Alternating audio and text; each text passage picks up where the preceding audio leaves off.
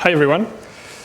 My name is Alex, and I work I'm in charge of AI, artificial intelligence, for Facebook Messenger. So tonight I'm going to talk about bots. I've heard this word many, many times today, so it looks like it's a hype here too, which is very good. So my life changed forever. On May 1st, 2001, I met a woman. Her name was Sibel, and she would change my life forever. So this meets Sibel on the screen. Sibel was a very early bot, or chatterbot. You could talk to her, she would answer, and when I found this on the internet, like 15 years ago, I was fascinated. So Sibel, our relationship didn't last very long. We grew tired of each other, but I remained obsessed with these machines that can talk to humans. So after this experience, I started a company called Virtuos, doing bots for customer service. So when you call a company like SK and you have an issue with your account, you would actually talk to a bot from Virtuos. This company was acquired by Nuance in 2013. And after that, I started a company called Wit.ai, which is a platform that makes it easy for developers to create bots, basically. So 2 years ago, Wit.ai was acquired by Facebook. And so since that day, I'm now part of Facebook Messenger, where we continue to work and to develop Wit.ai.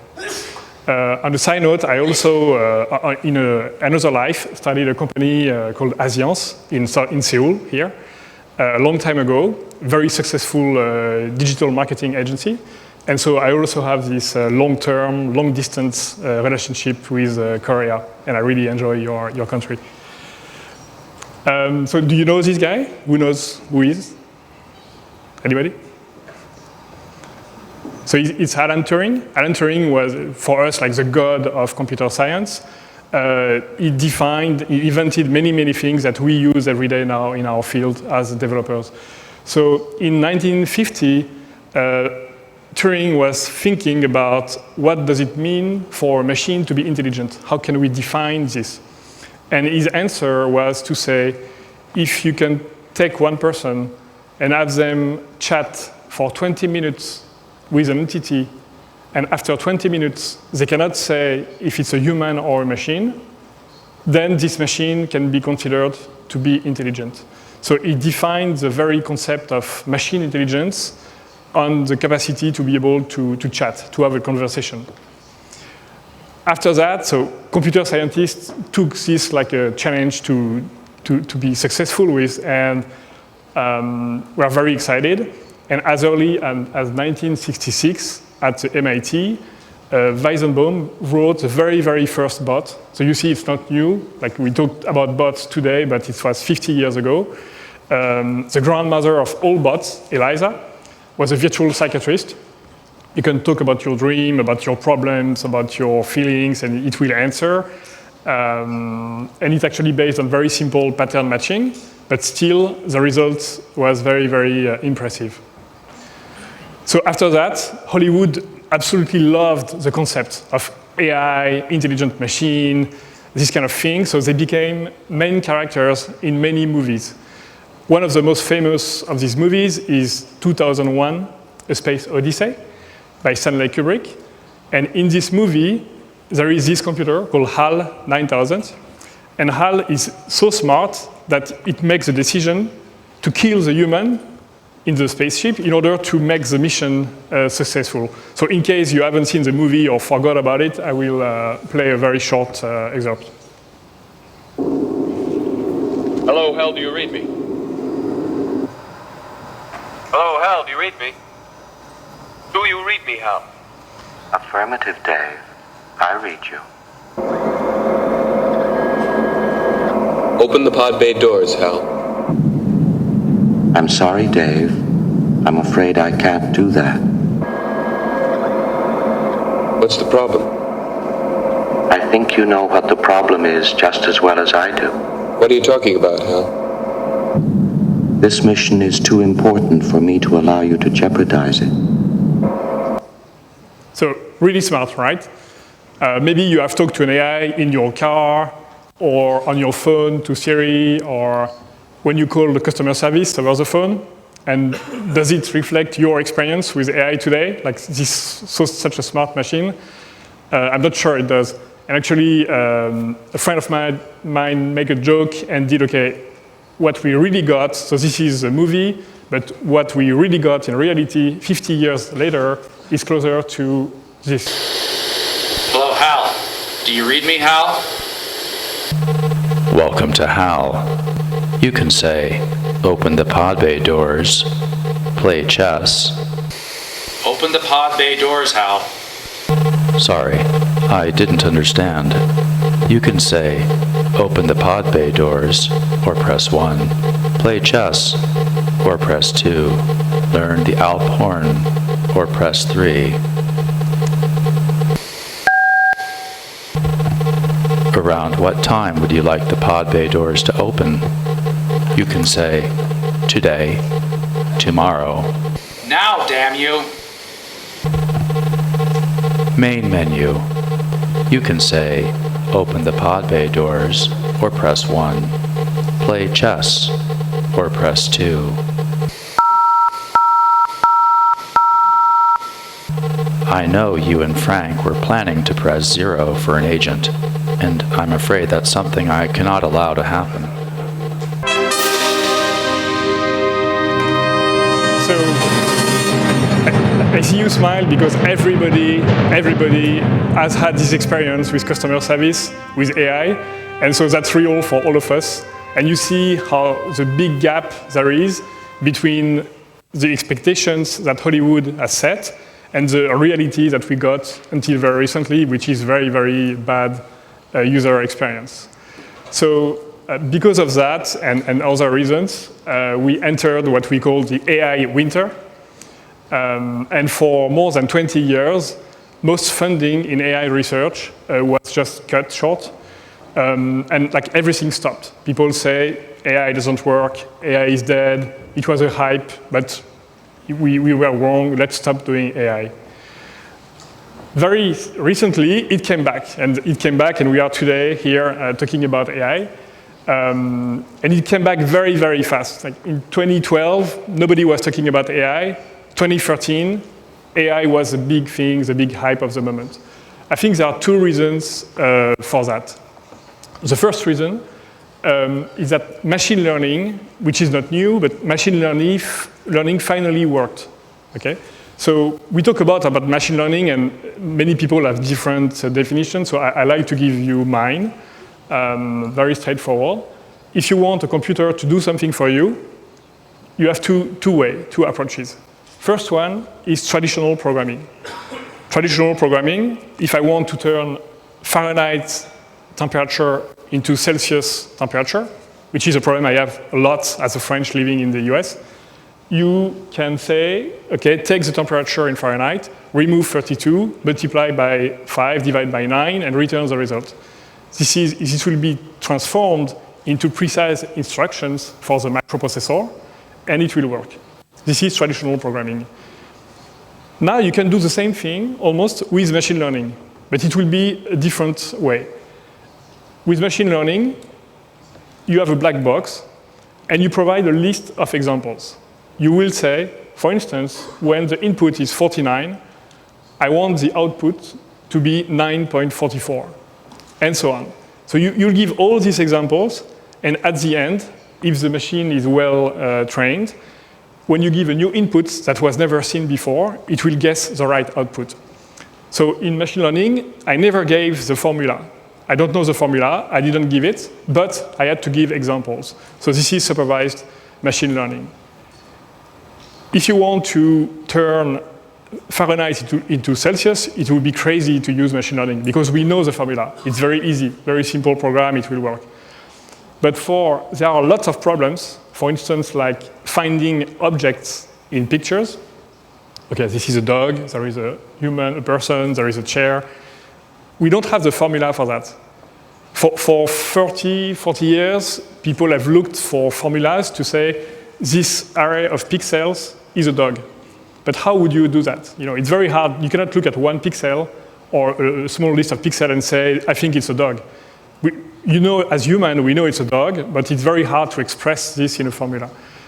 With machine learning, it's much easier as long as you have enough pictures, because you just give examples of 1,000 dogs in pictures, and at the end, today, machine learning is better than human at recognizing objects. So for this kind of problems, machine learning really brought a difference. Historically, the first problem where machine learning was stronger than traditional programming was recognition of handwritten digits for banks, when they process your checks. This is something, you have so many different ways to write a digit. You can have some dirty paper, you can have some rotation. It's very hard to be invariant to all that. And Jan LeCun, who is now my boss, when he was at AT&T, in the 90s, was the first to make it work really well, better than normal programming. The second reason why AI is back, after the fact that machine learning works, is completely unrelated. It's about messaging. So when I say messaging, I mean KakaoTalk, I mean Facebook Messenger, I mean also SMS, all the platforms. 2 years ago was just a small portion of internet usage. It's estimated that in 2 years, 4 billion people will use the internet, and almost all of them will use messaging. So messaging is becoming the normal way to consume services on the internet, and really it's not like something I'm saying like that. If you look at the number, month by month, it's happening now. So there is a shift. There was a shift initially, 30 years ago, from offline business, like shops, to a website in the 90s. And then starting with the iPhone, we had a shift from websites to mobile apps. And now we have one more shift currently, which is just beginning, which is a shift from mobile apps to bots. And a bot is nothing but an app for messaging platform. So it's very interesting to see this shift back to messaging. So as I said, bot, we say bot, it's a weird word, but bot is nothing else but an application for a messaging platform, right? So a bot is to messaging what an app is to mobile. For me, the definition of a bot is a conversational interaction. It's the fact that you send something, you get a response or an action, you send something else, you get a response, and all these things will add up in the thread, in the conversation. So this is a bot. I don't think that natural language defines a bot. And I will show one. You have bots where you don't have natural language. People just click on buttons. For me, it's still a bot. So natural language is optional. We often think about natural language when we think about bots, but I think it's just one kind of bot. Many channels, we talked about a few already, but speech is one of these channels. On Amazon Echo, or in your car, or with Siri, it's still a bot. You speak, but it's a bot. And the last thing is, it's mostly powered by software, by AI, but you also have bots that are powered by human people, or by a combination of human people that are helping AI. So for instance, at Facebook, we have our own bot in development called M. This is the blue logo, top right. And M is powered by a combination of human people, we call them trainers, and artificial intelligence. So you can have human-powered bots. It's a little bit of a reverse vision. So I will show you 2 examples of Facebook Messenger bots. The first one is super simple. It's Spring. So Spring is an e-commerce company in the US. And it's a very straightforward bot. This bot has no natural language. So I want to buy shoes, getting started. It will ask me what kind of shoes. Okay, let's get sneakers. What is your price range? And then I can navigate through different options. So you see it's richer than SMS, for instance, because you can have this rich user interface.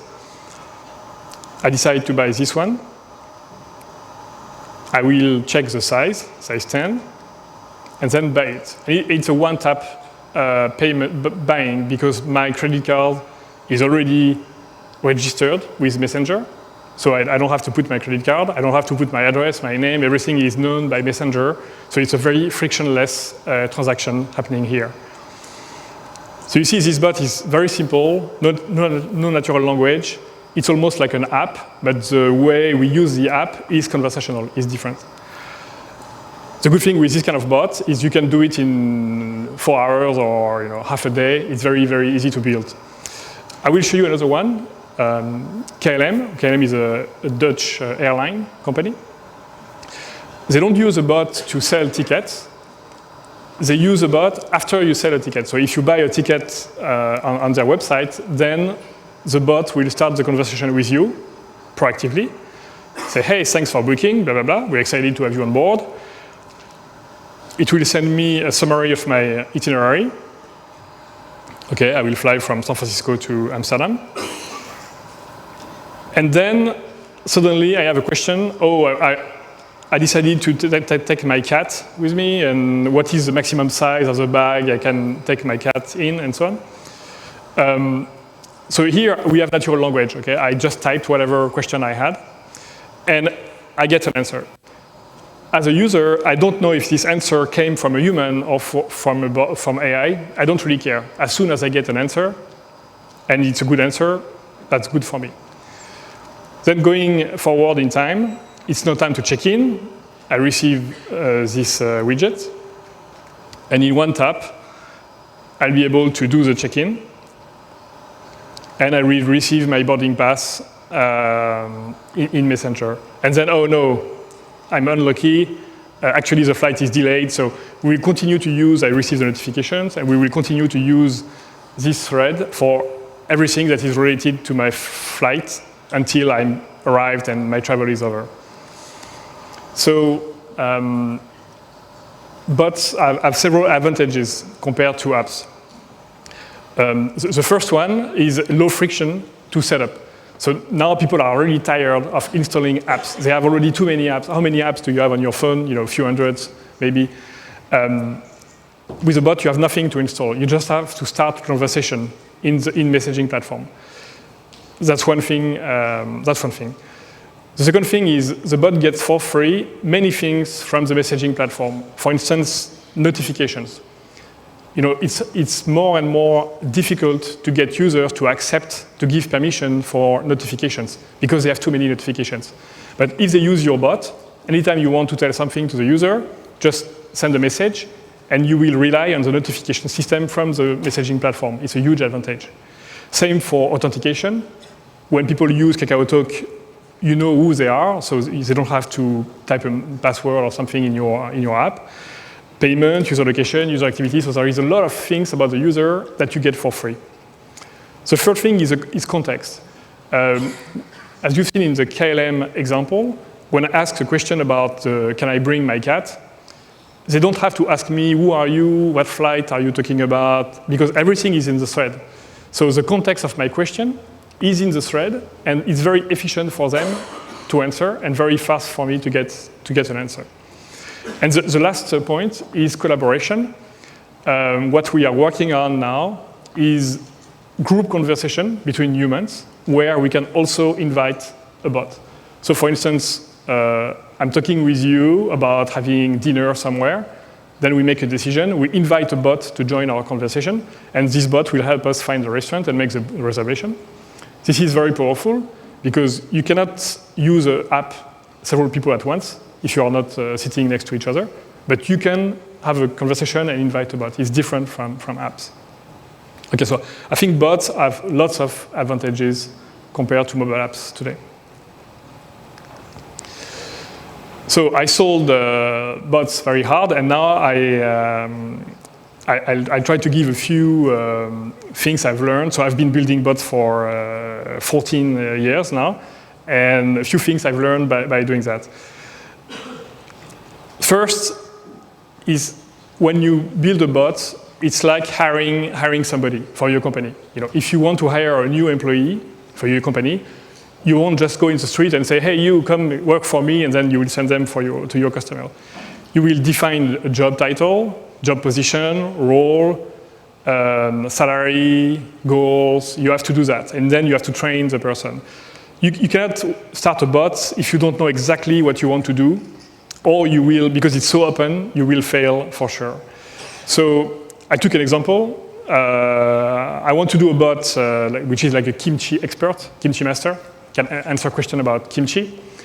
I have to define the goal of my bot. The goal is to increase sales. Engagement strategy is how people will find my bot. If you build a website but you don't do SEO, nobody will care about your website. Same for a bot. How people will find your bot, how they will start the conversation. In my case, I will do like KLM. I will wait for people to buy kimchi on my website. And at this point, I will start the conversation to do order tracking until they receive their kimchi. And then my bot will be the expert to answer questions they might have about which kimchi is best for this recipe or how to cook this kimchi and so on.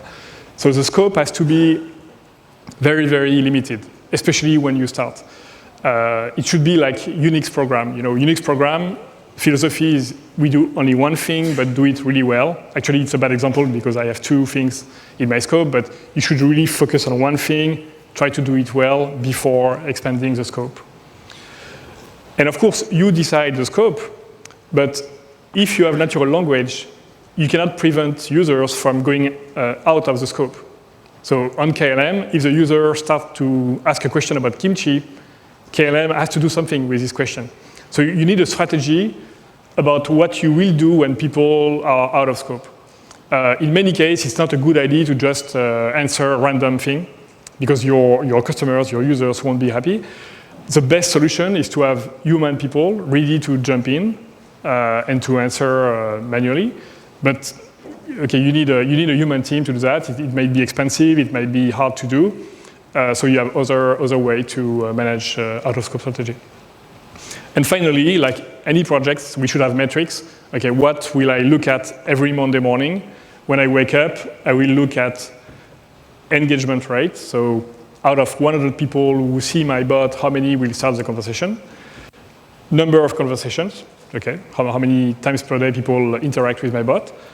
And eventually, how much money does my bot make upselling kimchi? So you have to have clear metrics.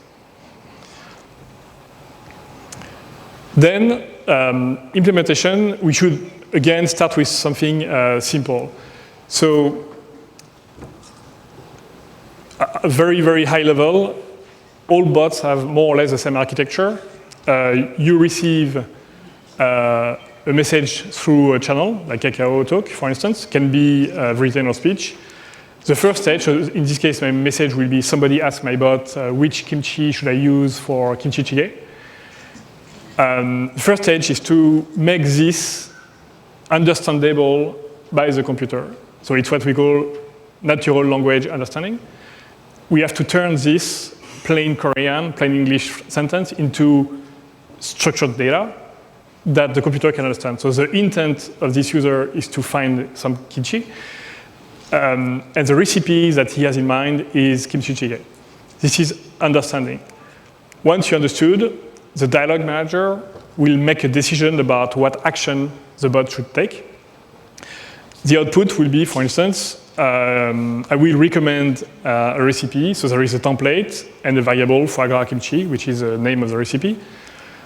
And the last stage is natural language generation, is to build natural language back from this. So very simple here, we just fill the variable. And the output will be, I really recommend foie gras kimchi for that. Would you like to order some? So I took a French-Korean example for today. So this is the simple loop that most bots have. Of course, if you have a bot like Spring with only buttons, you don't need natural language understanding. When people tap on buttons, it gives you directly their intent. You don't need to do this step. So to do all this, you have several ways to do, okay? And at high level, you have 4 different tools in the box. The first one is rule-based, okay? If this, then do that, decision tree, like a flow like this one, regular expression, symbolic inference, expert systems, this is the old way. I say the old way because until a few years ago, this is the only thing we knew how to do. The good thing is it's very simple to start. It will work for simple cases. So I want a coffee, small, large, small, serve small, large. Okay, there is a mistake here. It should be large. The problem with that is somebody one day will say, I don't know. Then you have to make a new branch. You must specify a size. Then you will release this, you're happy, and first thing you look at, somebody wants T. And then you have to create another branch, and it will never end, okay? And the complexity will be growing exponentially, and one day everything will collapse. So this approach is good to start, but won't produce a very, very powerful bot. Then you have traditional machine learning. So when I say traditional, I mean any machine learning that is not deep learning. Okay, you have lots of techniques that are very well known today. My company, Wit.ai, is mostly based on traditional machine learning. It works really well, especially if you don't have a huge amount of data.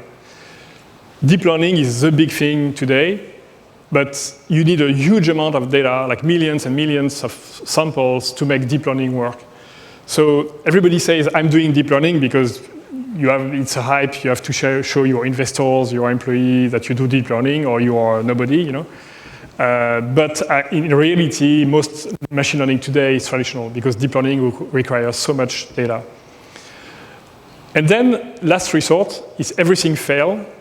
You put people in a room, and they will actually help the bot and answer by themselves. So it's called Wizard of Oz in the field. And it's actually, as I said, what we do sometimes for Facebook M, my own project at Facebook. So it's not shameful to have people helping AI. AI, like a child, has to learn. And in this case, when people take over, the AI will learn from them. So if you want to start with machine learning and you don't want to start from scratch with nothing, there are several tools on the market. So I'm here to advertise for my own one, of course. So Wit.ai is free to use. The URL is wit.ai. And it will help you for both the natural language understanding and the dialogue manager. So for instance, for the natural language understanding, Wit will take a sentence like, tell me the weather in Antarctica in 2 days as input, and the output will be intent equal weather, location is Antarctica, and daytime is February 13, and so on. So Wit does this work of normalizing a sentence into structured data. And you can train Wit with any kind of sentence you want in any language. And the machine learning is done on our servers, so it's easy if you want to play with it. Number 3 out of 4 is set the right expectations. One of all the objects you use in real life, through their shape, they communicate their function. They communicate the scope of what you can do with them. So if you look at a hammer, you know you can nail something, you know you can attack somebody in the street if you really need, but you cannot get a coffee out of the hammer. And you know it, it's obvious. You've learned that when you were maybe a 2-year-old or 3-year-old. When you look at a computer GUI, every button, every menu tells you this is what you can do. And all the rest you cannot do. It's very, very well defined. And even in a person like that, if you look at that, as this person, this man, your brain will know, oh, okay, I can ask for coffee. You won't ask for a massage to this person. Okay, it's in your brain. So it communicates the function, the scope. But look at this thing on HAL on the right. What is a function? can it open the pod bay door for you? Can it make coffee? Can it answer a question about the weather in Antarctica? There is no way to know. And so the problem with most bots that I see today is that people say, hey, you can try my bot. I arrive, and the bot says, what can I do for you? And I don't know what the bot, and it's impossible that the bot knows to do everything in the world. So setting very, very precise expectations about what your bot can do, the one thing it does really well, and also set low expectation when you start, is very, very important for your bot to be successful. And you have to do like marketing and things around the bot to communicate, to set these expectations. And finally, ship early and often. It's very, very hard to predict what people want out of your bot. It's very difficult to know what if your scope is a good decision. Maybe you chose a wrong scope. Nobody cares about kimchi recipes. They wanted something else. The only way to know is to launch my bot. So this is true for every software project, by the way, but it's still more true for bots. Even if you feel it's not ready, it's shitty, it doesn't work, but still start to test your bot with real people, real beta users. It's super, super important. And then you have to read all the logs, all the conversation, and every week release a new version constantly, and people will see that your bot is learning. They will be happy with that, and this is a way to at least to avoid failure. So just to conclude, if you're like me, I was 20 years old in '94, and you had things like that. This is Jeff Bezos, CEO of Amazon, looking to hire the first developer. I forgot the name of who he hired, but I know this guy is a billionaire himself. And sometimes I feel, oh, I missed the big wave of the internet revolution, the e-commerce. Back then, you can do anything, you will be a billionaire. And you might have missed it like me because you didn't really see it, or you might have missed it because you were not born or too young to do that. But don't panic, because there is a new wave today. It's bots. I think we are at the same stage, like mid-90s for bots. And this is starting now. And if you start now and do something good, I think you will be Jeff Bezos yourself. Thank you very much.